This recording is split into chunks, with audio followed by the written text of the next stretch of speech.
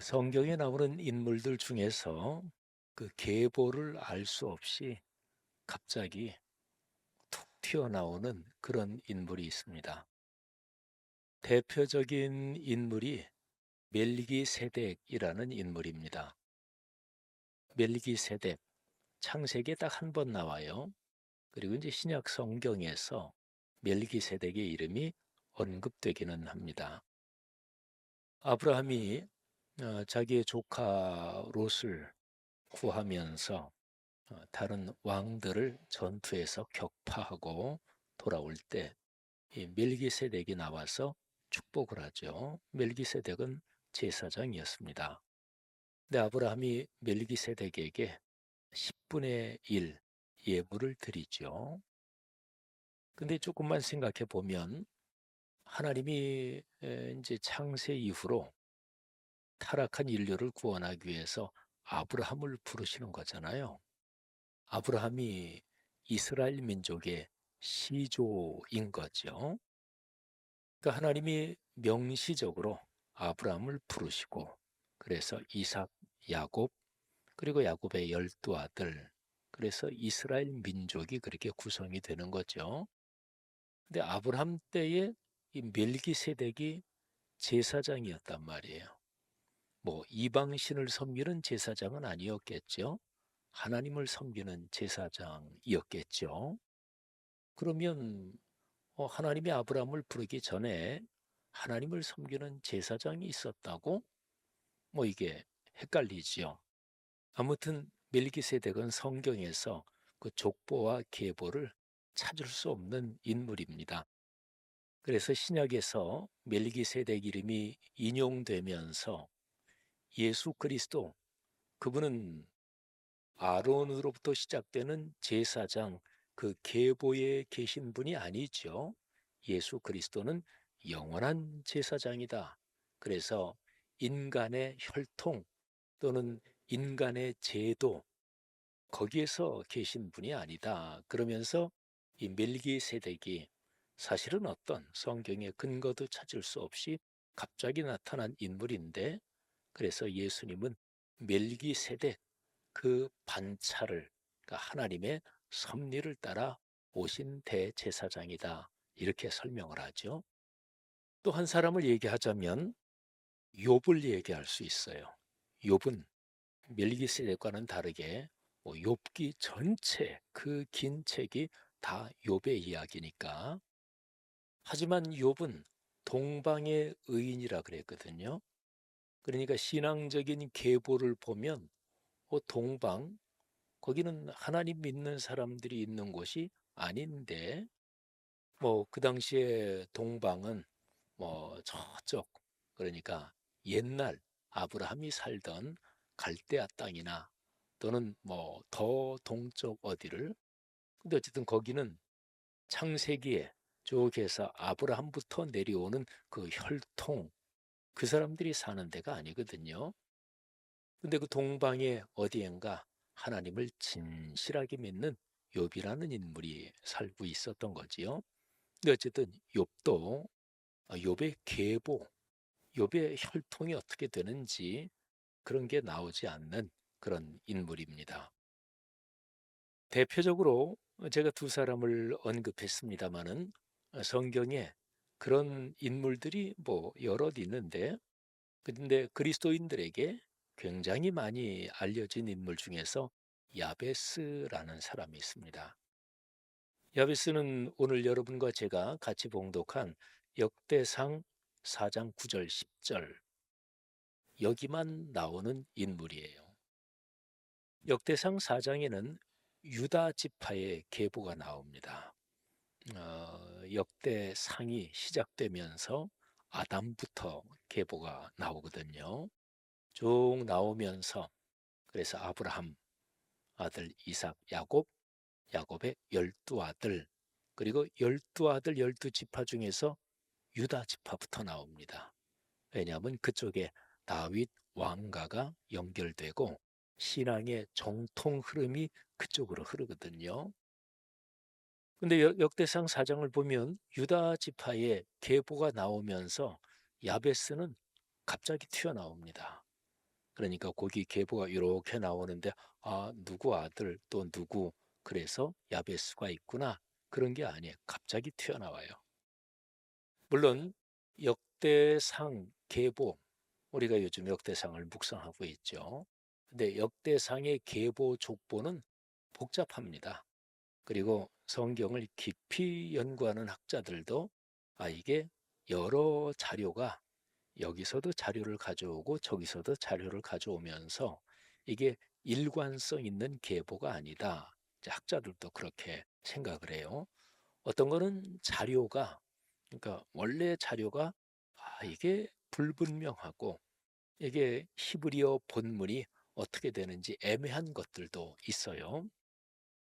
바빌론 포로에서 돌아와서 민족의 정체성, 신앙의 중심 줄기를 다시 세워야 하는데 포로지에서 말하자면 생존한 사람들이 돌아왔을 거 아니겠어요. 그죠?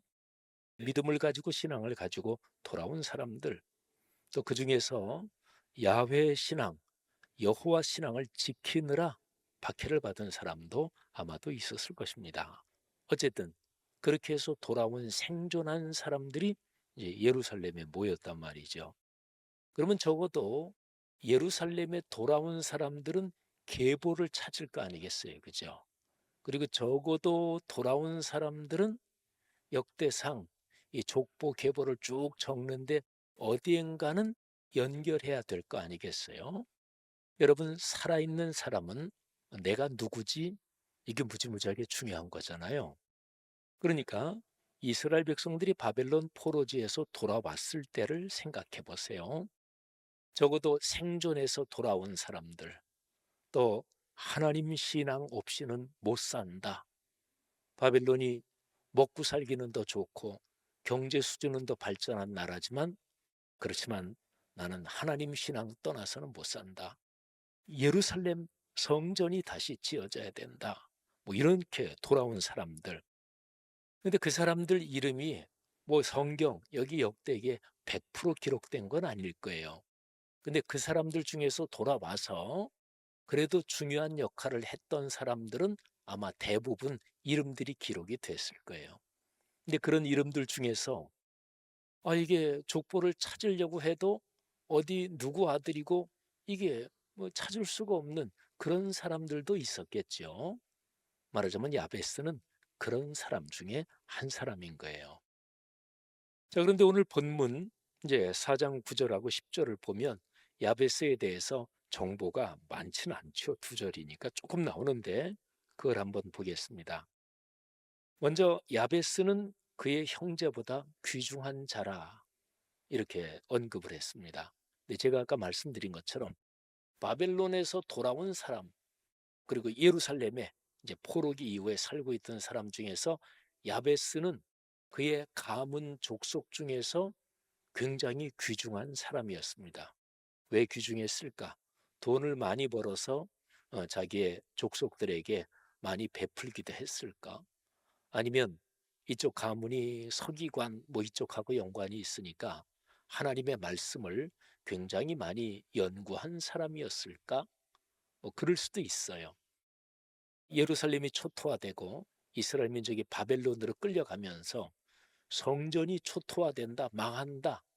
이거는 이스라엘 사람한테는 생각할 수가 없는 일이에요. 그 충격이 너무 컸죠. 근데 그 충격을 이길 수 있게 그래도 붙잡아 준 게 이게 율법, 그러니까 성경 말씀이었어요. 이 두루마리. 그걸 끌어안고 바벨론으로 간 거예요. 그래서 바벨론에서 그 두루마리 하나님의 말씀을 묵상하며 그렇게 산 거예요. 그러니까 하나님의 말씀은 말하자면 이동 성전이라고 얘기할 수 있죠. 이동 성전이 있었죠. 그게 바로 언약궤, 하나님의 법궤잖아요. 하나님의 말씀이 이렇게 상자에 넣어가지고 그걸 모시고 이스라엘 백성이 광야에서 생활했잖아요. 그때는 하나님의 임재가 언약궤와 더불어 늘 이동했거든요. 그러니까 예루살렘 성전이 완전히 파괴된 다음에 이스라엘 민족은 그걸 다시 떠올렸을 거예요. 그래서 두루마리 하나님의 말씀을 끌어안고 바벨론으로 갔고 이 바벨론에서 하나님의 말씀에 목숨을 건다. 말씀에 내 온 삶을 건다. 말씀대로 산다. 세상이 두쪽나는 일이 있어도 이런 말씀 삶 운동이 일어나요. 그게 바리새파 운동이에요. 그러니까 바리새파 운동은 처음에는 무지무지하게 신앙의 헌신이 깊었던 운동이죠. 그런데 이제 예수님 시대까지 오면, 그러니까 한 500여 년 정도가 흐르면서 이게 형식화되고 또 거칠애가 되고 또 권력화되고 이러면서 이제 망가진 거죠. 아무튼요, 이 야베스의 이 집안이 바벨론 포로지에 가서 계속해서 하나님의 말씀을 필사했던, 그렇게 연결됐을 수도 있어요. 그래서 야베스는 형제보다 귀중한 자다, 뭐 이럴 수도 있어요. 하여튼 어떤 일인지는 모르는데, 그런데 어쨌든 야베스는 굉장히 존경받는 사람이었어요. 그죠? 귀중한 자다. 자, 그런데 이 야베스의 출생은 이렇게 존경받는 그 야베스의 삶에 비해서 완전히 달랐습니다. 그의 어머니가 야베스의 이름을 지었는데, 야베스. 근데 이름의 뜻이 고통이라는 뜻이에요. 여기에 성경에 아주 짤막한 언급이지만 나오지요. 왜 야베스, 고통이라는 이름을 지었는가? 이는 내가 수고로이 낳았다. 어떻게 뭐 출산할 때 난산이었을까요?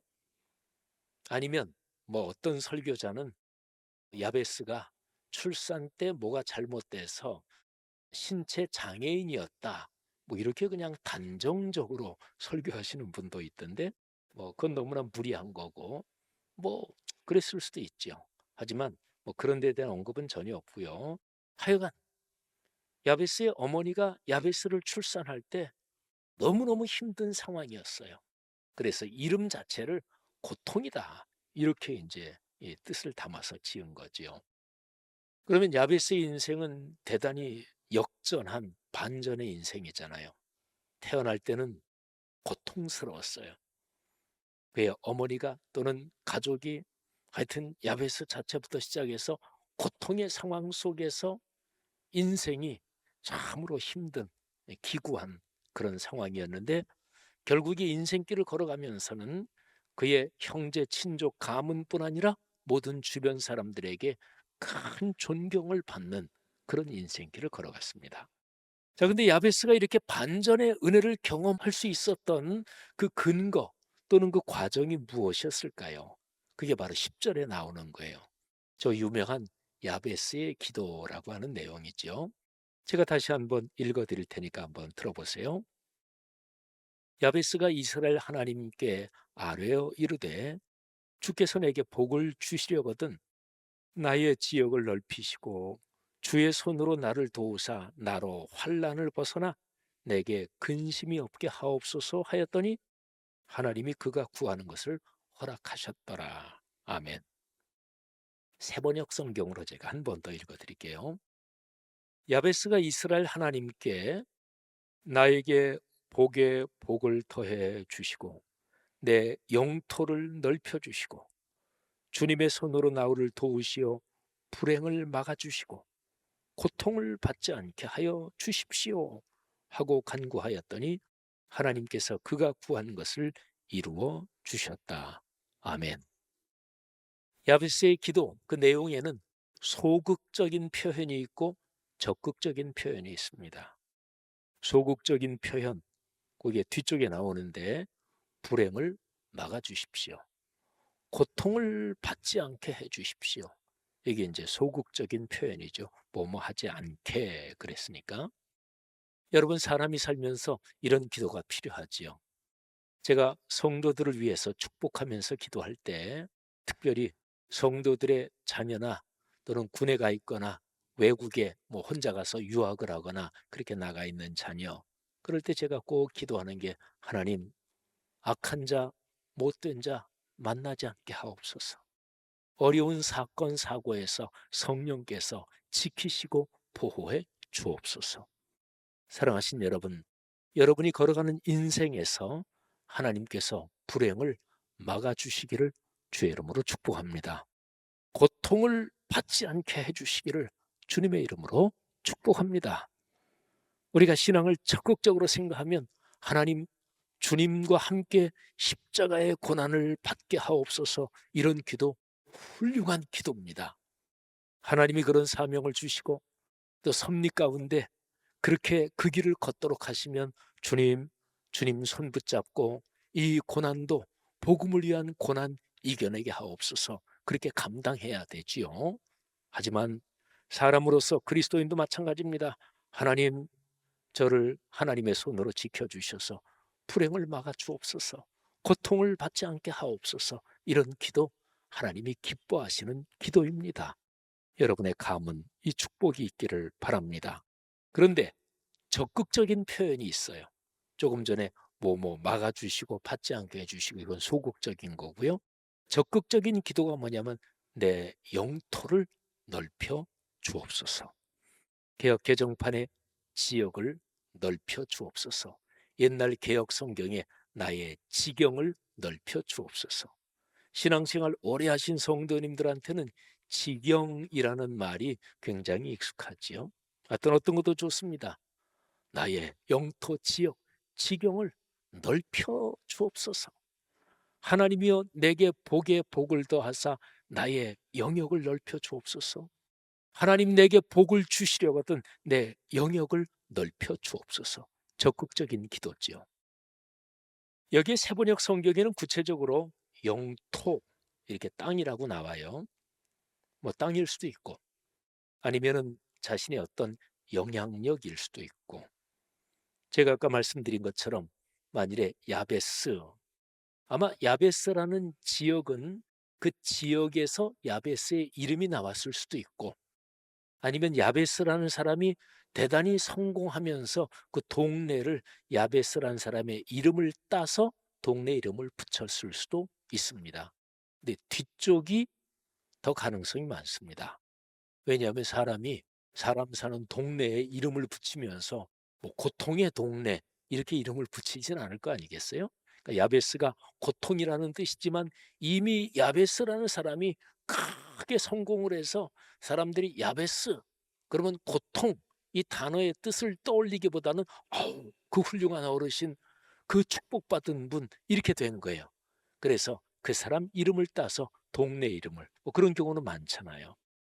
그러니까 그 동네 출신들이 서기관 역할을 하고 그랬으니까 바벨론에서 그랬고 돌아와서 그렇게 살았고, 그러면서 영역을 넓혀 주십시오. 이거는 하나님 말씀의 영향력을 넓혀 주십시오, 이런 뜻일 수도 있죠. 성도 여러분들이요, 사람마다 받은 달란트가 틀립니다. 그런데 하나님께서 여러분에게 어떤 달란트를 주셨든지 하나님이 맡기신 그 일의 영역이 넓어지는 축복이 있기를 주님의 이름으로 축원합니다. 사랑하신 여러분, 야베스의 기도에서 제일 중요한 점을 마지막으로 말씀드릴게요. 여러분이 살아오시면서 기도의 응답을 체험한 그런 경험을 한번 떠올려 보세요. 자, 어떤 기도가 응답됐나요? 가장 간단하게 얘기하면 믿음의 기도가 응답되죠. 그건 아주 정답이잖아요. 그죠? 믿음의 기도. 그런데요, 믿음이 깊지 않아도 너무나 고통스러울 때 하나님 앞에 하나님 살려주세요, 아주 간절하고 절절한 그런 간구, 이것도 예수님은 내 믿음이 크다 이렇게 말씀하셨어요. 하나님이 참 좋으신 분이지요. 예를 들어서 신앙의 지식도 있고 교회도 오래 다니고 믿음이 뭐다 쭉 설명도 할 수 있고 또 실제로 그렇게 살고, 이런 분들은 진짜 믿음이 성숙한 분이죠. 그런 분이 진실한 마음으로 기도할 때 하나님이 당연히 응답하시죠. 그런데 아직까지 기독교 신앙이 뭔지도 몰라. 교회 나온 지 얼마 안 됐어. 그런데 너무나 고통스러운 일을 당해서 그냥 나 교회 나와서 하나님 믿게 됐으니까 하나님 살려주세요, 그런 기도도 하나님이 응답하세요. 그러니까 기도에서 제일 중요한 거 두 가지. 진실하냐, 두 번째 간절하냐. 이 두 가지에 하나님이 응답하십니다. 여러분, 진실하지 않은 기도는 하나님이 절대로 응답하지 않으세요. 바리새인들이 시장에서 당시 유대인들이 이렇게 손을 들고 이렇게 위를 쳐다보고 기도했는데 근데 사람들이 다 보는 데 나가서 하나님 하면서 이렇게 기도했단 말이에요. 너희 위선자들아, 사람에게 보이려고 기도하는 거 아니다. 그러니까 기도에서 제일 1조 제일 중요한 거는 진실하게 그리고 간절하게. 그런데 이 기도에 담긴 본래 뜻이 뭐냐면 하나님을 신뢰한다는 거예요. 하나님을 믿는다는 거예요. 하나님이 내 기도를 들어주신다. 이거를 신뢰하는 거지요. 야베스의 기도가 그랬다는 거죠. 그래서 하나님이 그 기도를 응답하셨다. 사랑하신 여러분, 여러분이나 저나 하나님 앞에 뭐 식사기도 하는 거나 교회 나와서 이런저런 예배 시간에 기도하는 거나 새벽 기도나 어떤 기도를 하든지 아니면 생활 중에 그냥 잠깐 어떤 상황에서 하나님 도와주십시오. 이런 기도든지 우리의 기도가 진실하고 그리고 간절하기를 바랍니다. 그리고 하나님이 내 기도 응답하신다. 이런 신뢰가 늘 우리의 삶에 넉넉하기를 주의 이름으로 축원합니다. 여러분, 한국 교회에서 야베스의 기도가 대단히 유행했다. 그걸 말씀드렸죠. 근데 제가 지금 설교한 내용이나 또는 뭐 한국 기독교에 하나님 축복 주옵소서 이런 기복 신앙이 많아요. 우리 한국 교회 신앙의 그 이제 경향에. 그러니까 그런 거하고 야베스의 기도 이게 맞아 떨어진 점도 있어요. 자, 그런데 제일 중요한 거 한 가지를 기억하십시다. 제가 아까 설교 초반에 바벨론 포로기 이후 이 얘기를 했잖아요. 아, 내가 누구지? 우리가 누구지? 이스라엘 백성들이 폐허가 된 예루살렘에 돌아와서 내가 누구고 우리가 누구냐 이걸 찾기 위해서 다시 한번 역사를 돌아보고 그리고 역사 기록을 다시 한번 기록한 거예요. 그러면서 이 역사 기록, 역대기의 역사 기록, 상하의 역사 기록에는 우리가 다시 생존한다. 하나님 붙잡아야 우리는 산다. 이런 관점으로 역대기 상하가 기록됐어요. 그래서 열왕기 상하하고 그런 점에서 차이가 나는 점이 꽤 있어요. 사랑하신 여러분, 그러면 야베스는 이렇게 포로지에서 돌아와서 다시금 하나님 신앙을 붙들려고 하는 그 당시의 상황에 야베스라는 인물이 어떤 의미가 있었을까요? 금방 머리에 떠오르죠, 이제. 고통 중에 있었고, 그런 처절한 어려움 중에 태어났고, 그런 사람이지만 하나님을 꼭 붙잡고 인생의 역전을 경험했다. 그러면 포로기에서 돌아온 이스라엘 민족 전체에 이 야베스라는 사람 그 가문이 주는 교훈이 엄청나게 크잖아요. 야베스 봐라. 저분은 태어날 때 어머니가 고통이라는 의미의 이름을 붙일 정도로 그렇게 기구한 운명이었다. 그런데 하나님을 신뢰했다. 진실하게 하나님을 믿고 하나님께 기도하고 간절하게 기도했고 말씀을 붙잡고 살았다. 그래서 야베스 저분은 저렇게 훌륭하게 존경을 받는 참으로 귀중한 분이 됐다. 이스라엘 민족이요, 야베스 저분을 보고 우리도 저분 신앙을 본받자. 야베스는 아까 얘기한 것처럼 족보를 찾을 수가 없는 사람이었어요. 혈통을 어디다 붙일 수가 없는 사람이었어요. 근데 포로지에서 돌아와서 이스라엘 민족에게는 야베스라는 분이 중요한 분이었고 그래서 여기에 쑥 들어와 있는 거예요. 사랑하시는 여러분, 혈통의 족보보다 더 중요한 것은 하나님과 이어지는 끈이 더 중요합니다. 그렇잖아요. 뭐 내 가정 가문 또 가정에 따라 틀리지만 이런저런 것들이 있을 거예요. 하지만 가장 중요한 거는 그런 인간적인 요건 여건이 제 아무리 좋아도 하나님 신뢰하는 이 줄 놓치면 그건 아무것도 아니다. 이게 성경의 가르침인 거죠. 여러분이나 저나 하나님을 꼭 붙잡고 그렇게 걸어가는 축복이 있기를 주의 이름으로 축원합니다.